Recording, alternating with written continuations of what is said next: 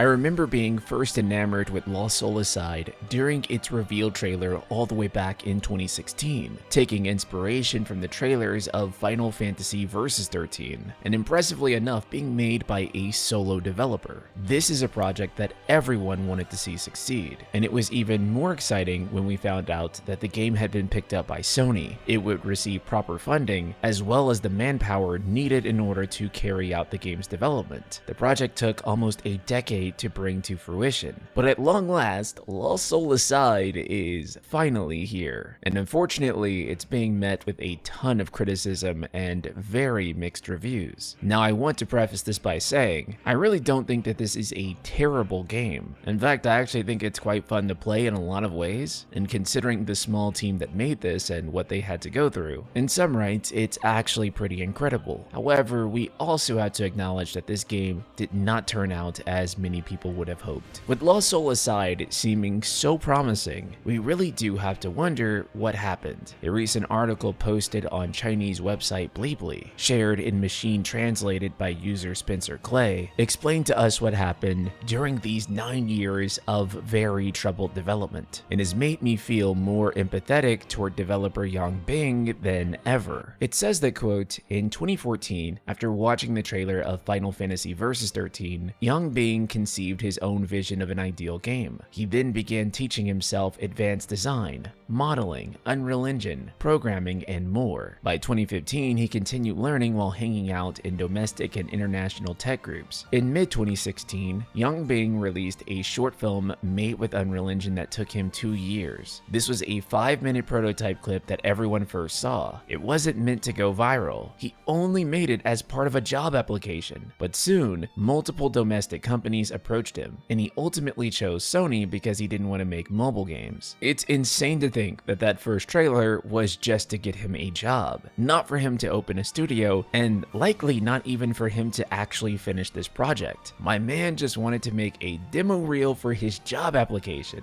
but the internet had a different fate in mind for him. It then moves onward saying that by 2017, with Sony support, Yang Bing founded Altazero Games. That's when the game began to be planned from a commercial perspective. The team was fewer than 5 people, and Yang Bing kept pushing himself to learn Unreal Engine.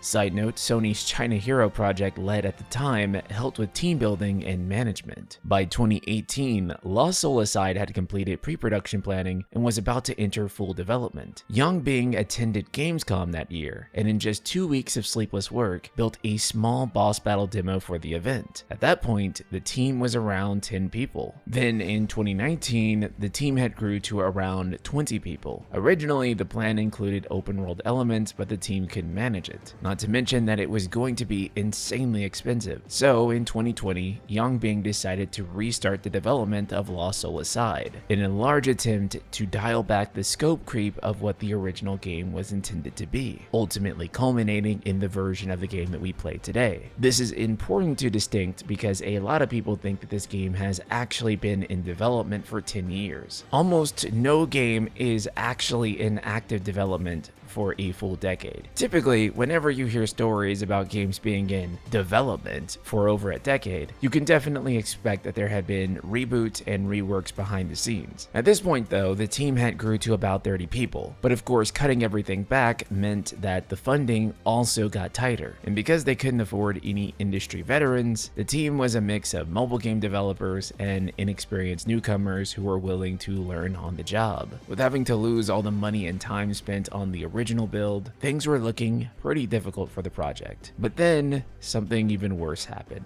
COVID. Quote, from mid-2021 to early 2023, due to COVID lockdowns in Shanghai, the team was forced to work from home, which slowed progress significantly. Members would finish their tasks individually, then hand them to Yang Bing, who would integrate them. Many people would quit during this time, some moving on to Paper Games, Tencent, or NetEase, basically using Altazero as a stepping stone. By summer 2023, when the restrictions lifted, Yang Bing was already balding and graying. The team returned to the studio and began recruiting again, finally entering full production. The team expanded to over 40. So it seems like there is an implication here that Yang Bing essentially began premature aging as a result of the stress of working on this project. As someone who's worked on games as a hobbyist before, I can absolutely see it. Making a video game is one of the most stressful things that you can do to yourself. I do not recommend making a game unless you are already bald or balding, because yes, the stress really will take you there. And this only gets more stressful when you have stakeholders involved. You have fans like Yang Bing had who are greatly anticipating this game, and the amount of pressure that you are feeling at that point is insurmountable. Then the situation with Sony would only get worse. Quote, in early 2024, Sony required changes to the script and directly participated in revisions with a team that had worked on God of War Ragnarok and Horizon. The narrative was heavily cut down. Originally divided into 10 chapters, the story was merged into a few larger ones. The game's release was delayed. Sony wanted to keep fan interest alive through social engagement campaigns. At the time, the studio's planner Vivian had completed all her design work and began handling the studio operations. She was strongly pro-Sony, somewhat arrogant, and often stirred drama online. She even leaked internal info and false release dates. Eventually, during the infamous "One Black cancels out 10 Yellows" controversy, Yang Bing couldn't stand it anymore and fired her. Sony downplayed the situation and wouldn't allow the studio to make public statements, since the dev team had no right to speak out or even set pricing. Only after public pressure did Sony permit Yang Bing to clarify things, but by then, much damage had been done. Internally, Sony China admitted it was mishandled by their sales department, which lacked proper PR crisis management. So this Vivian person, who, at least according to this account, does not quite have their head on straight, let's just say, seems to have caused quite a bit of damage, not to mention Sony also stepping in, requesting revisions and things like that. But of course, they're investors, and whenever you're receiving funding from a big publisher like this, there's always a chance they're going to take your creative vision and turn it into theirs. This is actually something that Sandfall Interactive spoke about when selecting their publisher for Expedition 33, saying that one of the reasons they chose Kepler Interactive is because they wouldn't interfere with the game's production creatively. Taking money from these big publishers is always a double-edged sword, because while you may receive funding in order to complete your project may turn out differently than you had originally anticipated. From late 2024 to 2025, the revised script and cutscenes were complete, along with the Japanese, English, and Chinese voiceovers. And while they had intended to make this game well optimized for PC, they found that Unreal Engine PC optimization turned out to be harder than they expected. As such, development prioritized the PS5 version, and this is why you may see many people complaining about the PC version's optimization. Another thing to note about Lost Soul Aside is, despite the fact that it can look AAA in some areas, this is very much a AA game. And they note that, quote, the pure development cost from indirect info was around 20% of Black Myth Wukong's budget, or about half of Stellar Blade's. Given the scale of Lost Soul Aside compared to its budget, it was risky to attempt a pure action game of such difficulty. For comparison, Devil May Cry 5 had around 250 developers, Final Fantasy 15 had around 600 in the main team, and 1,500 globally. Resident Evil 4 Remake had 800 developers, GTA 6 with 2,000 developers, and apparently 200 of them just for optimization, which is absolutely nuts. The Witcher 4, which has 440 developers currently, and the original 1997 classic Final Fantasy 7 had a core staff of 150 with a $40 million